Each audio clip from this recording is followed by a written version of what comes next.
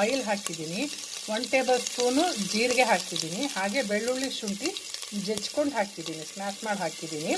ಬೆಳ್ಳುಳ್ಳಿ ಶುಂಠಿ ಜೀರಿಗೆ ಮತ್ತು ಎಣ್ಣೆ ಉಲ್ಟಾ ಹೇಳಿದ್ದೀನಿ. ಎಲ್ಲನೂ ಈಗ ಹಾಕಿ ಸ್ವಲ್ಪ ಫ್ರೈ ಮಾಡೋದು.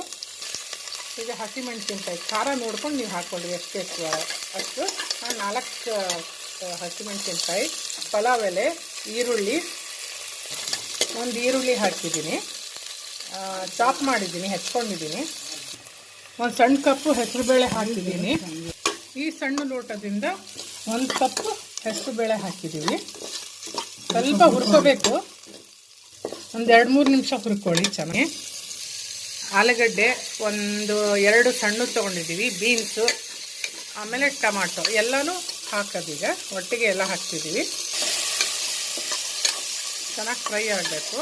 ನೀರು ಹಾಕಿ ಕೂಗಿಸ್ಕೊಂಡ್ಬಿಟ್ರೆ ಆಯಿತು.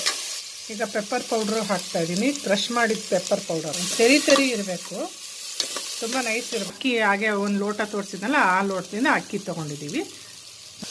ಬೇಳೆನೂ ಅಕ್ಕಿ ಏನು ಲೋಟ ತೋರಿಸಿದ್ನಲ್ಲ ಸೇಮ್ ಈಕ್ವಲ್ ಕ್ವಾಂಟಿಟಿಯಲ್ಲಿ ತೊಗೋಬೇಕು, ಸಮ ಪ್ರಮಾಣದಲ್ಲಿ ತೊಗೋಬೇಕು.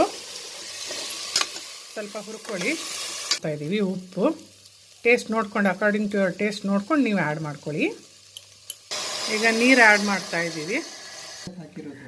ಆ ಸಣ್ಣ ಲೋಟದಿಂದ 8 ಲೋಟ ನೀರು ಹಾಕಿರೋದು. ನಾವು ಕಣ್ಣಂದಾಜಲ್ಲಿ ಹಾಕ್ತೀವಿ, ನಾವು ಸ್ವಲ್ಪ ಮೆತ್ತಗಾಗಬೇಕಲ್ಲ, ಹಾಗಾಗಿ ನೀರು ಹಾಕಿದ್ದೀವಿ. ಇಷ್ಟು ನೋಡಿ, ಇಷ್ಟು ಹಾಕಿದ್ದೀವಿ ನೀರು.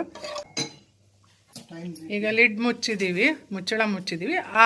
6 ವಿಷಲ್ ಕೂಗಿಸ್ಕೊಳ್ಳೋಣ, ಮೆತ್ತಗಾಗಬೇಕಲ್ಲ. ಗೈಸ್ ಇಲ್ಲಿ ನೋಡಿ, ವೆಜ್ ಖಾರ ಪೊಂಗಲ್ ರೆಡಿ ಆಗಿದೆ. ದಯವಿಟ್ಟು ಕಮೆಂಟ್ ಬಾಕ್ಸಲ್ಲಿ ತಿಳಿಸಿ ಹೇಗಾಗಿತ್ತು ಅಂತ. ಟ್ರೈ ಮಾಡಿ ಹೇಗಾಗಿದೆ ಅಂತ ತಿಳಿಸಿ. ಇಷ್ಟ ಆದರೆ ರೆಸಿಪಿ ಲೈಕ್ ಕೊಡಿ, ಇಷ್ಟ ಆಗಿಲ್ಲ ಅಂದರೆ ಡಿಸ್ಲೈಕ್ ಕೊಡಿ. ಓಕೆ, ಟೇಕ್ ಕೇರ್, ಬಾಯ್ ಬಾಯ್ ಗೈಸ್.